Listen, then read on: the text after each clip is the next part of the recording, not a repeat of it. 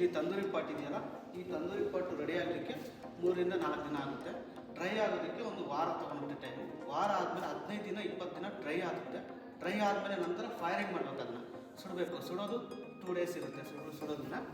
ಅದಾದಮೇಲೆ ಮತ್ತೆ ಹೊರಗಡೆ ತಗೊಂಡು ಬಂದು ಯಾರು ತಂದೂರಿ ರೀಸೆಂಟ್ ಮಾಮೂಲಿ ಹೋಲ್ಸೇಲ್ ರೇಟು ಆ ಥರ ಏನಿರುತ್ತೆ. ಒಂದು ಹೋಲ್ಸೇಲ್ ರೇಟ್ ಬಂದು ನೀವು 500 ರುಪೀಸಿಂದ ಸ್ಟಾರ್ಟ್ ಆಗಿರುತ್ತೆ. 500ರಿಂದ 1500 ತನಕ ಇರುತ್ತೆ ಹೋಲ್ಸೇಲ್ ರೇಟು. ಯಾವುದೇ ಸೈಜ್ ಆದರೂ ಇಲ್ಲಿ ನೋಡಿ, ಸ್ಮಾಲ್ ಒಂದು ಬಿಗ್ ಒಂದು ಇರುತ್ತೆ, ಅದಕ್ಕಿಂತ ದೊಡ್ಡ ಸೈಜ್ ಇರುತ್ತೆ, 3 ಸೈಜ್ ಬರುತ್ತೆ. ಇಲ್ಲಿ ಸಿಕ್ಕಾಪಟ್ಟೆ ಇದೇ ಕೆಲಸ ಜಾಸ್ತಿ ನಡೀತಾ ಇರೋದು. ಹೋಗ್ತಾ ಇರೋದು ಇದೇ ಸೀಸನು.